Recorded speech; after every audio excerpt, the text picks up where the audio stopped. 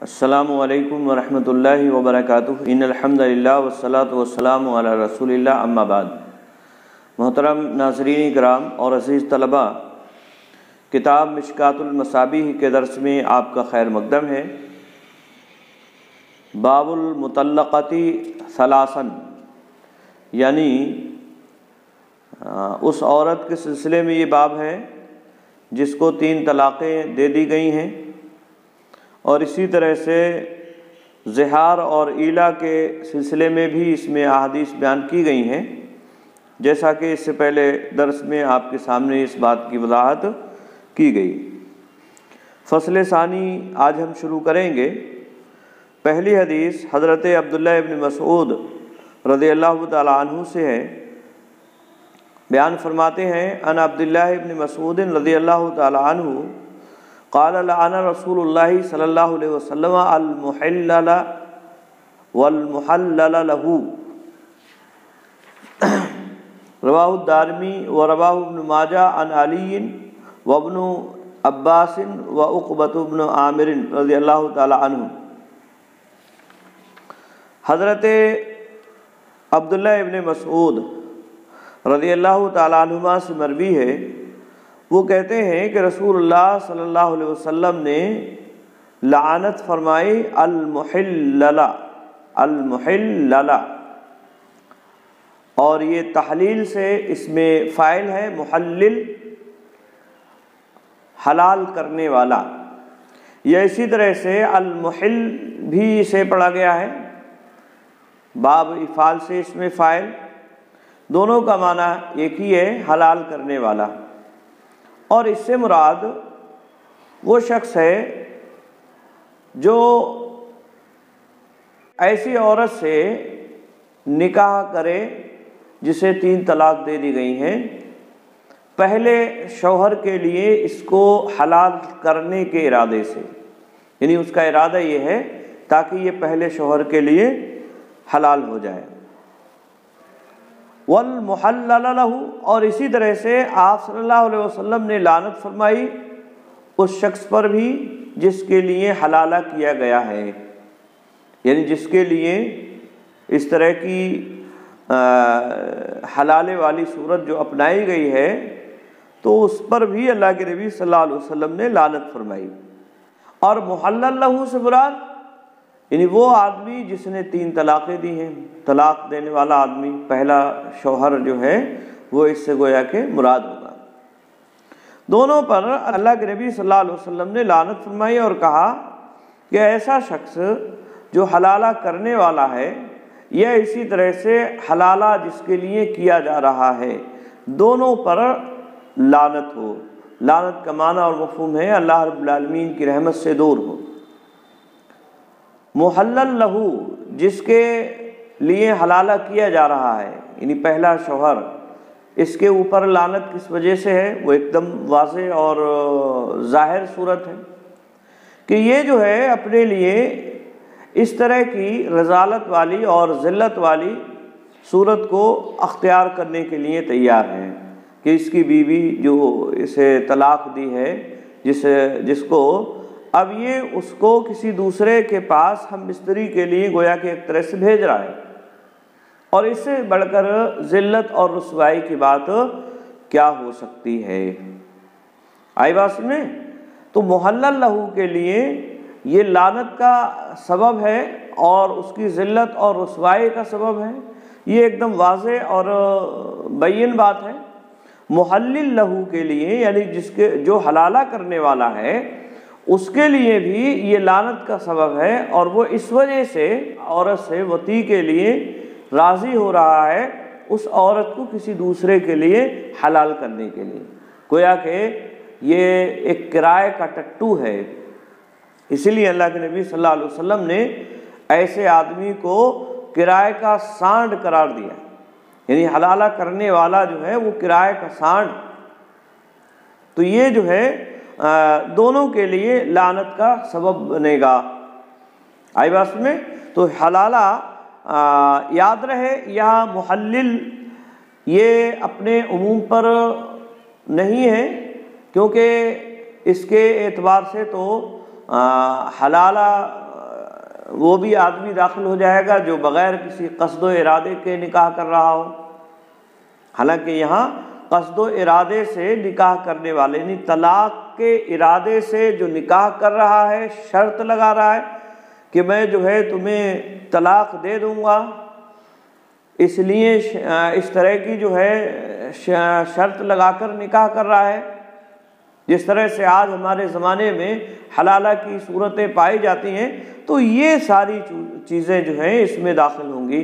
اور ایسا شخص جو بھی اس نیت اور ارادے سے نکاح کرے گا وہ محلل ہوگا، یعنی اسے جو ہے حلالہ کرنے والا کہا جائے گا، اور ایسا شخص لعنتی ہے نبی اکرم صلی اللہ علیہ وسلم کی زبان سے۔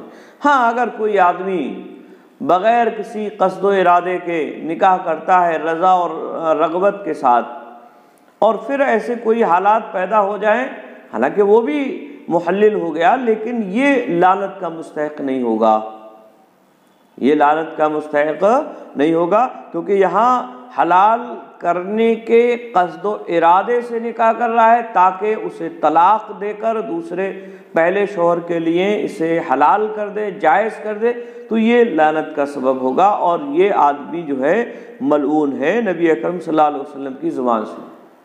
آج ہمارے معاشرے میں حلالہ ملعونہ، یعنی ایسا حلالہ جس پر لعنت کی گئی ہے، یہ بہت عام ایک طرح سے لوگوں کے درمیان میں ہے، اور اس کی ترغیب دی جاتی ہے۔ پہلے تو شوہر اور بیوی کا جو رشتہ ہوتا ہے، اس کی نزاکت کو لوگوں کو سمجھنا چاہیے۔ یہ کوئی ایسا کھیل اور تماشے والا معاملہ نہیں ہے کہ اسے جو ہے چٹکیوں میں ختم کر دیا جائے۔ آئی بات سنیں؟ تو یہ ایک جو طریقہ آج ہمارے زمانے میں رائج ہے، یہ بہت غلط اور اسلامی شریعت کے اور اصول کے خلاف رائج ہے، جس کی شریعت میں بالکل گنجائش نہیں ہے۔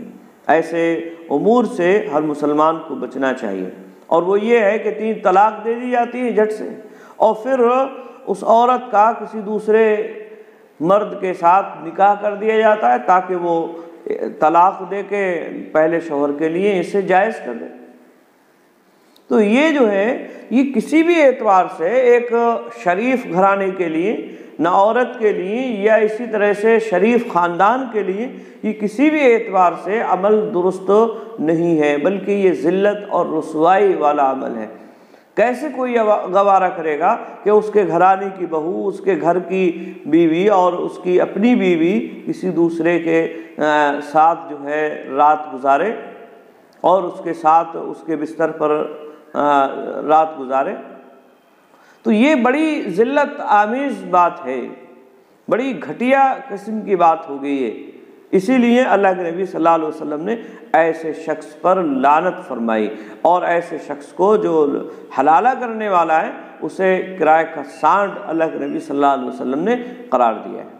تو یہ بہت ہی نازیبا حرکت ہے اور بہت ہی گھناؤنی چیز ہوگی، جو آج ہمارے معاشرے کے اندر اتفاق سے رائج ہو چکی ہے۔ بہت سارے لوگ جو ہیں اس کی خساست اور اس کی رذالت اور ذلت کو جو ہے نہیں سمجھ پا رہے ہیں۔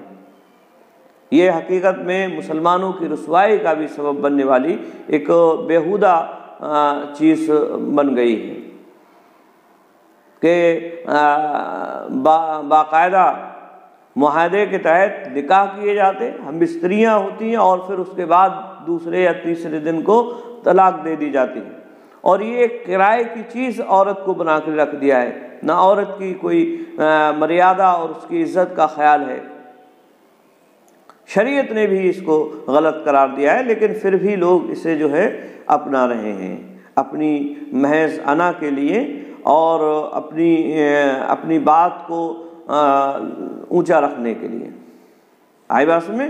تو حلالہ جو ملعونہ آج ہمارے سماج میں اور زمانے میں چل رہا ہے، یہ بالکل ناجائز حرام ہے، اس کی قطعاً کہیں گنجائش نہیں ہے، بلکہ علماء نے اس حدیث سے یہ بھی استدلال کیا ہے کہ ایسا نکاح یہ جائز اور درست نہیں ہے، یہ نکاح باطل ہوگا۔ اگر کوئی اس طرح کا نکاح کرتا ہے تو یہ نکاح باطل ہوگا اور یہ درست نہیں ہوگا۔ احناف نے اس عمل کو یعنی حلالہ کا جو عمل اپنایا جاتا ہے اس کو غلط مانا ہے، لیکن نکاح کو درست کہتے ہیں۔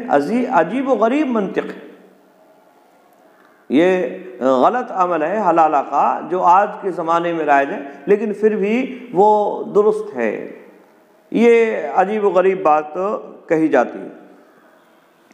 اسی لیے یہاں جو ہے ملا علی قاری صاحب فرماتے ہیں وَلَيْسَ فِي الْحَدِيثِ مَا يَدُلُّ عَلَى بُطْلَانِ الْعَقْدِ كَمَا قِيلَ، کہتے ہیں اس حدیث میں عقد کے باطل ہونے پر کوئی دلیل موجود نہیں ہے جیسا کہ کہا گیا ہے۔ یعنی بہت سارے علماء نے اس سے یہ استدلال کیا ہے کہ اگر شرط وغیرہ لگا کر نکاح کیا جا رہا ہے دوسرا تو یہ نکاح باطل ہوگا، تو اسی کے لیے کہہ رہے ہیں کہ اس طرح اس حدیث میں ایسی کوئی دلیل موجود نہیں ہے کہ یہ نکاح باطل ہوگا۔ آئی بات میں، جبکہ اللہ کے نبی صلی اللہ علیہ وسلم ایسے آدمی پر لعنت کر رہے ہیں۔ اب ظاہر سی بات ہے کسی جائز اور مباح کام پر لعنت تھوڑی کی جائے گی، کسی جائز اور مباح کام پر لعنت نہیں کی جائے گی۔ اگر وہ جائز ہوتا اور عمل درست ہوتا تو اس پر لعنت کا کیا معنی اور مفہوم؟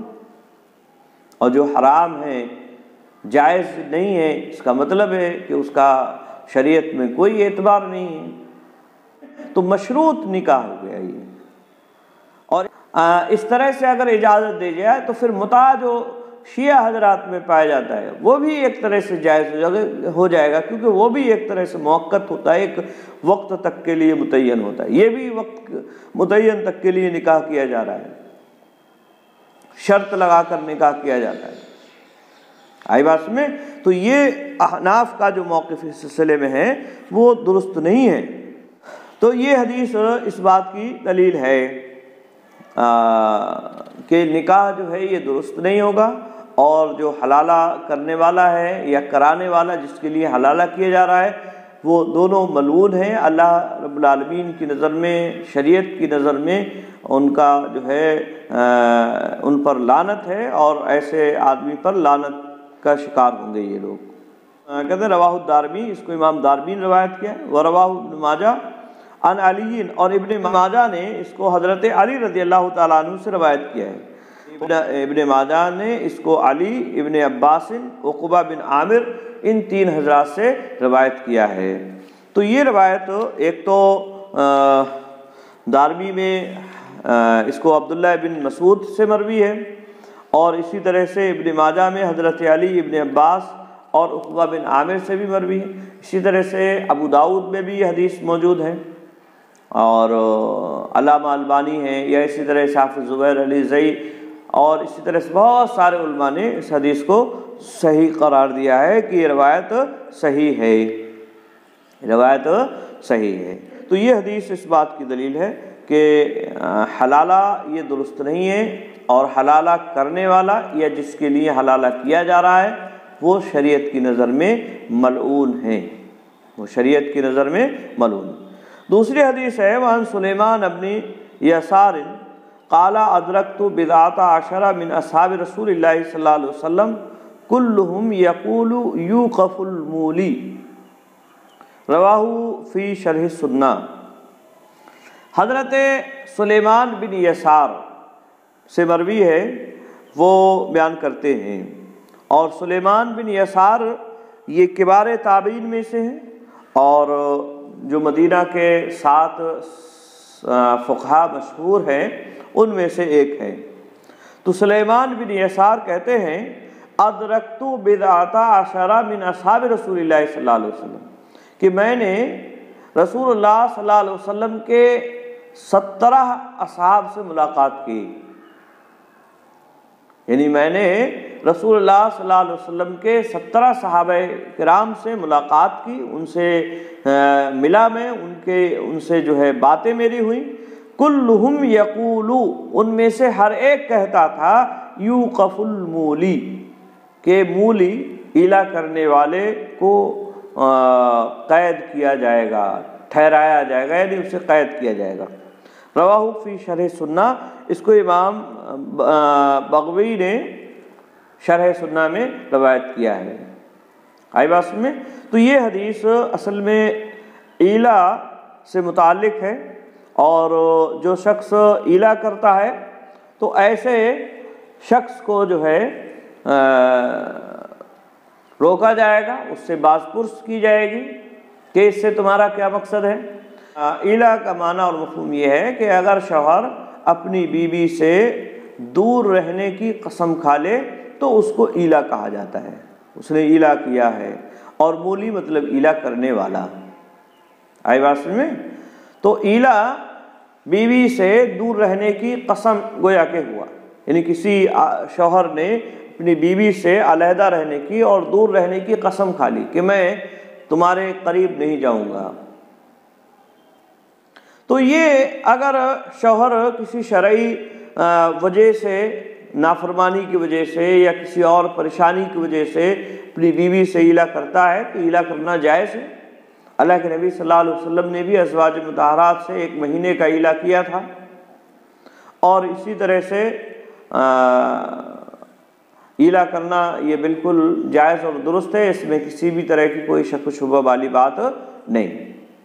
البتہ اس کی زیادہ سے زیادہ مدت 4 مہینہ ہے، یعنی 4 مہینہ تک شوہر اگر ایلا کرتا ہے تو اسے جو ہے نہیں روکا جائے گا، اور کوئی پریشانی اور کوئی دقت نہیں ہے۔ اس نے ایلا کیا ہے تو وہ اپنی اس ایلے کو پورا کرے، اپنی اس قسم کو پورا کرے، اور اگر اس درمیان میں وہ اپنی قسم کو واپس لے لیتا ہے، یعنی توڑ دیتا ہے، تو ایسا شخص حانث ہوگا، اسے کفارہ ادا کرنا پڑے گا۔ اس نے قسم توڑی ہے، گویا کہ قسم کھائی تھی، اس قسم کا کفارہ اسے ادا کرنا پڑے گا۔ 4 مہینے سے بعد بھی اگر کوئی ایلا کرتا ہے تو ایسے آدمی سے متعلق یہ حدیث وضاحت کرتی ہے کہ اگر کوئی آدمی ایلا کیا ہے اور 4 مہینے گزر گئے تو ایسے آدمی کو بلایا جائے گا، حاکم وقت اسے اپنے سامنے، قاضی جو ہے اپنے سامنے لائے گا، کھڑا کرے گا، اس سے باز پرس کی جائے گی کہ تمہارا مقصد اس سے کیا ہے، کیا یہ طلاق کا ارادہ ہے یا طلاق کا ارادہ نہیں ہے۔ اگر وہ کہتا ہے طلاق دینا چاہتا ہے تو طلاق ہو جائے گی، صرف ایلا سے ہی طلاق واقع نہیں ہوگی، طلاق اسے دینا پڑے گی، آئی بات میں؟ اور اگر وہ کہتا ہے کہ نہیں میں نے ایلا کیا تھا، طلاق نہیں ہے، تو پھر اسے مجبور کیا جائے گا کہ وہ اپنے گھر میں نان و نفقے کے ساتھ بیوی کو واپس لے کر جائے۔ تو یہ اصل میں معاملہ ہے، اور یہاں حدیث میں اسی بات کی وضاحت ہے، اور اسی باز پرس کے لیے مولی کو یعنی ایلا کرنے والے کو کھڑا کیا جائے گا اور اس سے جو ہے باز پرس کی جائے گی۔ ہاں، تو یہ ایلا سے متعلق بات ہوئی۔ اکثر صحابہ اکرام کا اس سلسلے میں موقف یہی ہے کہ ایلا کرنے والے شخص کی طرف سے یہ ایلا یہ طلاق نہیں ہے۔ صحابہ اکرام میں سے اسی طرح سے اور بھی بہت سارے علماء اسی جانب گئے ہیں، امام شافعی، امام مالک ہیں، امام شافعی ہیں، اور اسی طرح سے امام احمد ہیں، اسحاق ابن راہویہ ہیں، یہ سارے علماء جو ہیں اسی طرف گئے ہیں، اور ان کا موقف یہی ہے کہ اگر کوئی آدمی ایلا کرتا ہے تو ایلا کرنے کی وجہ سے وہ طلاق نہیں ہوگی، بلکہ ایلا کی جو مدت ہے اس کے گزرنے کے بعد اسے بلایا جائے گا اور اس سے پوچھا جائے گا کہ تمہارا کیا ارادہ ہے۔ اگر وہ واپس لینا چاہتا ہے تو رکھے گا اپنے پاس، اور اگر طلاق دینا چاہتا ہے تو اسے طلاق دینا ہوگی۔ یہ حاکم وقت یا قاضی جو ہے وہی اس سے باز پرس کرے گا، اور اگر وہ اس تعلق سے کچھ نہیں کہتا ہے تو وہ طلاق اس سے دلوائی جائے گی عورت کو۔ اسی طرح سے بعض اہل علم کا موقف اس سلسلے میں یہ بھی ہے کہ ایلا کی جو مدت ہے 4 مہینہ، اس کے گزرنے کے بعد ایک طلاق واقع ہو جائے گی، اور یہ طلاق بائنہ ہوگی، یعنی اس سے جو ہے جدائی واقع ہو جائے گی۔ اور یہ موقف امام ثوری اور اسی طرح سے احناف کا ہے۔ احناف کا بھی اس سلسلے میں یہی موقف ہے کہ ایک طلاق واقع ہو جائے گی اور یہ طلاق بائنہ ہوگی، یعنی شوہر اور بیوی کے درمیان میں جدائی واقع ہو جائے گی۔ لیکن یہ حدیث احناف کے خلاف ہے، جیسا کہ حضرت سلیمان ابن یسار کہتے ہیں کہ صحابہ کرام جن سے میں نے ملاقات کی ان میں سے ہر ایک یہی کہتا تھا کہ ایلا کرنے والے کو جو ہے ٹھہرایا جائے گا، اس سے باز پرس کی جائے گی اور اسے جو ہے پوچھا جائے گا کہ بھئی تمہارا ارادہ کیا ہے، اور پھر اسی کے بعد فیصلہ کیا جائے گا۔ تو یہ حدیث اس بات کی دلیل ہے۔ تو یہ ایلا سے متعلق یہاں مؤلف نے ایک حدیث بیان فرمائی۔ اسی طرح سے اگلی حدیث ہے وعن ابی سلمۃ رضی اللہ تعالیٰ عنہ ان سلمان بن صخر ویقال له سلمى بن صخر البیاضی جعل امراته علیہ کظہر امہ حتی یمضی رمضان فلما مضى نصف من رمضان وقع علیہا لیلا فأتى رسول اللہ صلی اللہ علیہ وسلم فذكر ذلك له فقال له رسول الله صلى الله عليه وسلم عاتق رقبة قال لا أجد قال فصم شهرين متتابعين قال لا أستطيع قال آتهم 60 مسكينا قال لا أجد فقال رسول الله صلى الله عليه وسلم لفروة بن عمرو أعطه ذلك العرق وهو مقتل یاخذ 15 ساعا او 16 ساعا لیطعم 60 مسکینا رواہ الترمذی وروا ابو داود وابن ماجہ والدارمی عن سلیمان بن یسار عن سلمۃ بن صخر نحوہ قال كنت عمران اصیب من النساء ما لا يصيب غیری وفی روایتہما اعنی ابا داود والدارمی فاطعم وسقا من تمر بین 60 مسکینا۔ حضرت ابو سلمہ سے مروی ہے، وہ کہتے ہیں سلمان بن صخر ویقال له سلمہ بن صخر البیاضی، اور انہیں سلمہ بن صخر البیاضی بھی کہا جاتا ہے، جعل امراتہ علیہ کظہر امہ، انہوں نے اپنی بیوی کو اپنے اوپر اپنی ماں کی پیٹھ کی طرح سے کہہ دیا۔ یاد رہے زمانے جاہلیت میں اپنی ماں کی طرح اپنی بیوی کو کہہ دینے سے طلاق واقع ہو جایا کرتی تھی، تو انہوں نے بھی اپنی بیوی کو ماں کی پیٹھ کی طرح سے کہہ دیا، یا اسی طرح سے جو ماں ہے یا بہن ہے، حرام جو رشتے ہیں جن سے نکاح کرنا، ان میں سے کسی کے کسی عضو سے تشبیہ دے دینا۔ تو یہ زمانے جاہلیت میں ایک طرح سے طلاق ہوا کرتی تھی، یا ایک مدت تک کے لیے یہ طلاق ہوا کرتی تھی۔ تو انہوں نے بھی ایسا ہی کیا، اپنی بیوی کو اپنی ماں کی پیٹھ کی طرح کہا حتیٰ یمضی رمضان، یہاں تک کہ رمضان گزر جائے، یعنی رمضان کے لیے انہوں نے یہ بات رکھی کہ تم میری ماں کی پیٹھ کی طرح سے ہو میرے لیے۔ اور اس درمیان میں ظاہر سی بات ہے جب ماں کی طرح ہو گئیں تو اب جمع وغیرہ مستری یہ جائز ان کے لیے نہیں رہی زمانے جاہلیت کے دستور کے مطابق۔ فلما مضى نصف من رمضان، جب آدھا رمضان گزر گیا، وقع علیہا لیلا، تو وہ اس پر واقع ہو گیا، یعنی بیوی پر واقع ہوئے ایک رات، یعنی اس سے ہم مستری انہوں نے کر لی، یعنی ایک تو یہ قسم کھائی کہ رمضان گزرنے تک جو ہے ہم مستری نہیں کرنا ہے، لیکن آدھا ہی رمضان ہوا تھا اور ہم مستری کر بیٹھے۔ فأتى رسول اللہ صلی اللہ علیہ وسلم، رسول اللہ صلی اللہ علیہ وسلم کے پاس آئے، فذکر ذلک لہ، تو آپ صلی اللہ علیہ وسلم سے یہ بات رکھی کہ ایسے ایسے معاملہ ہوا۔ فقال له رسول اللہ صلی اللہ علیہ وسلم، تو اللہ کے نبی صلی اللہ علیہ وسلم نے حکم دیا عاتق رقبتن، ایک گردن آزاد کرو، یعنی یہ جو تم نے عمل اختیار کیا ہے اس کی وجہ سے ایک گردن آزاد کرو. ٹھیک ہے، یاد رہے زہار اسے کہا جاتا ہے. زمانے جاہلیت میں یہ طلاق مانی جاتی تھی، لیکن اسلام میں اس کی کوئی حقیقت نہیں ہے. اور کوئی آدمی اگر اپنی بیوی کو اپنی ماں کی طرح یا کسی بھی حرام رشتے سے اسے تشبیہ دیتا ہے تو وہ طلاق واقع نہیں ہوگی. اور یہ ایک جھوٹی بات ہے جس کا اس نے اقرار کیا ہے یا جو اس نے کہی ہے. البتہ اس جھوٹی بات کی وجہ سے اس پر جرمانہ عائد ہوگا اور اسے کفارہ ادا کرنا پڑے گا. سورہ مجادلہ میں اس کی مکمل وضاحت اللہ رب العالمین نے کی ہے. حدیث میں بھی اللہ کے نبی صلی اللہ علیہ وسلم نے بیان کیا ہے اس کے تعلق سے. تو اب کفارہ ان پر واجب ہو رہا ہے کہ انہوں نے زہار کیا ہے، اپنی ماں کی طرح بیوی کو کہہ دیا، تو یہ غلط بات ہوئی. اب ان پر کفارہ لازم آتا ہے. چنانچہ اللہ کے نبی صلی اللہ علیہ وسلم نے اسی کفارے کی بات کی. آپ نے فرمایا عاتق رقبتن، ایک گردن آزاد کرو.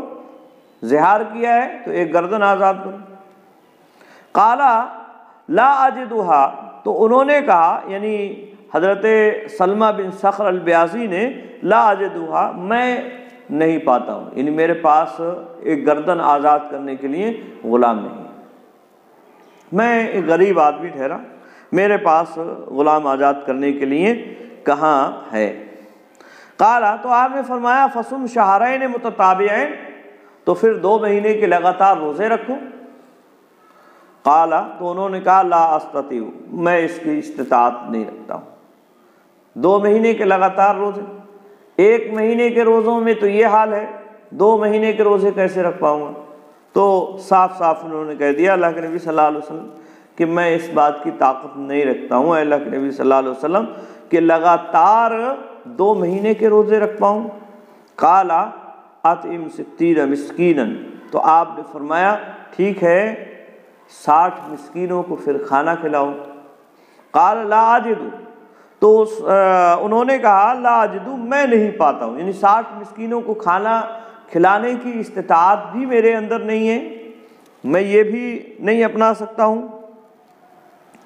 تو یہ جو ہے کفارہ ادا کرنے کی استطاعت، جو 3 آپشن شریعت نے دیے ہیں کہ پہلے نمبر پر گردن آزاد کرنا ہے، اگر گردن آزاد نہیں کر سکتا ہے تو اسے جو ہے لگاتار 2 مہینے کے روزہ رکھنا ہے، اور اگر روزے بھی نہیں رکھ سکتا ہے تو ایسی صورت میں 60 مسکینوں کو کھانا کھلانا ہے.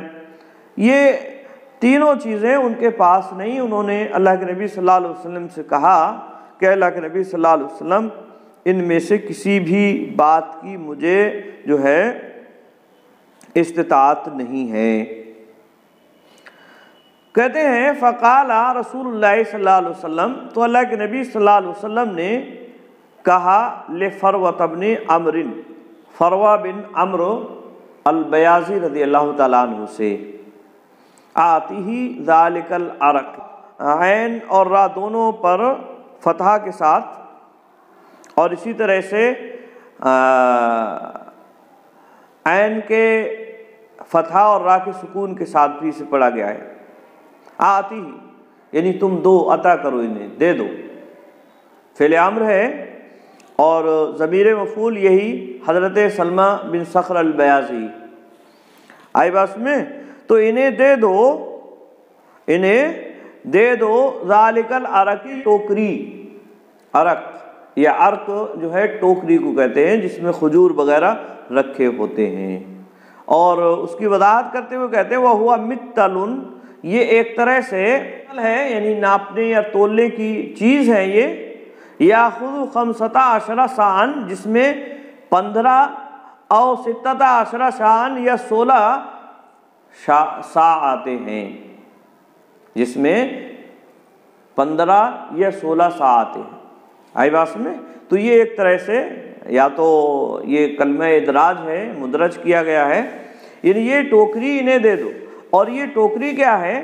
یہ ایک طرح سے ناپنے کا یا تولنے کی چیز ہے جس کے اندر 15 یا 16 سا آتے ہیں، لیطعم 60 مسکینا، تاکہ یہ 60 مسکینوں کو کھلا دیں۔ آئی بات میں؟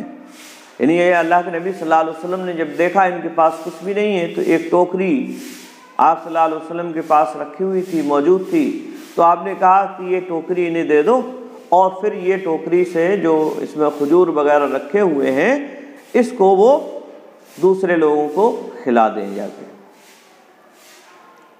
تو یہ جو ہے 15 یا 16 سا اس میں موجود تھے، اور یہ تقریباً 40 من کے آس پاس بنے گا۔ تو یہ 40 من جو ہے یہ کھجور اس میں تھے۔ انہوں نے جب ان کے پاس کچھ موجود نہیں تو اللہ کے نبی صلی اللہ علیہ وسلم نے کہا کہ ٹھیک ہے پھر تم یہ لے جاؤ اور جا کے اسی کو کھلا دینا۔ رواہ ترمذی، اس کو امام ترمذی نے روایت کیا، وروا ابو داود ابن ماجہ والدارمی عن سلیمان ابن یسار عن سلمۃ بن صخر نحوہ، اور اس روایت کو ابو داود ابن ماجہ دارمی نے سلیمان بن یسار ان سلمہ بن صخر کے واسطے سے بھی روایت کیا ہے، اسی کے معنی میں، یعنی روایت جو ہے اسی کے معنی میں، الفاظ یہی نہیں ہیں۔ اس میں ہے قال کنت امران اصیب من النساء ما لا یصیب غیری، کہ میں ایک ایسا آدمی ہوں کہ عورتوں سے جسے حصہ ملا ہے جو میرے علاوہ کسی دوسرے کو نہیں ملا ہے، یعنی مجھے عورتوں سے جو حصہ ملا ہے ان کی جو خواہش مجھے ہے وہ اور دوسرے لوگوں کو نہیں ہے۔ اور یہی نتیجہ اس کا ہے کہ 1 مہینہ دور رہنے کی بات کی تھی لیکن میں اس پر برقرار نہیں رہ سکا، اور آدھا مہینہ ہی گزرا اور اسی درمیان میں جمع کر لیا۔ وفی روایتہما، اور ان دونوں کی روایت میں ہے آنی، اور میری مراد ہے ابو داؤد و دارمی، یعنی ابو داؤد اور دارمی کی روایت، یعنی دونوں روایتوں میں ہے، اور اس سے دونوں روایتوں سے مراد کون سی؟ یعنی ابو داؤد اور دارمی کی روایت۔ اس میں ہے کیا ہے؟ فَأَطْعِمْ وَسْقًا مِّن تَمْرٍ بَيْنَ 60 مِسْكِينًا، کہ تم جو ہے ایک وسق کھجور کھلاؤ 60 مسکینوں کے درمیان میں، یعنی 60 مسکینوں کو ایک وسق کھجور جو ہے کھلاؤ، ایک وسق جو ہے کھجور 60 مسکینوں کو جا کے کھلا دو۔ آئی بات میں؟ اور وسق جو ہے یہ 60 سا کا ہوتا ہے، ایک وسق یہ 60 سا کا ہوتا ہے، یعنی 60 سا جا کے لوگوں کو کھلا دو۔ تو یہ جو ہے اللہ کے نبی صلی اللہ علیہ وسلم نے حکم دیا ہے۔ تو یہاں روایت میں 15 یا 16 سا کا ذکر ہے، یعنی عرق کا ذکر ہے، جبکہ جو دوسری روایت ہے اس میں 60 سا کا ذکر ہے۔ تو ممکن ہے اللہ کے نبی صلی اللہ علیہ وسلم نے انہیں یہ حکم بھی دیا ہو کہ جب حالات میسر ہو جائیں تو انہیں جو ہے اس طرح سے کھلا دیں، یعنی ہر مسکین کو جو ہے 1 سا ہو جائے گا۔ ٹھیک ہے؟ تو یہ اللہ کے نبی صلی اللہ علیہ وسلم نے حکم دیا۔ تو یہ حدیث اس بات کی دلیل ہے کہ اگر کوئی آدمی اپنی بیوی سے زہار کرتا ہے تو ایسے شخص کو کفارہ ادا کرنا ہوگا، اور زہار کا کفارہ ہے کہ ایک گردن آزاد کرے، یا 60 مسکین لگاتار 2 مہینے کے روزے رکھیں، یا 60 مسکینوں کو کھانا کھلائیں۔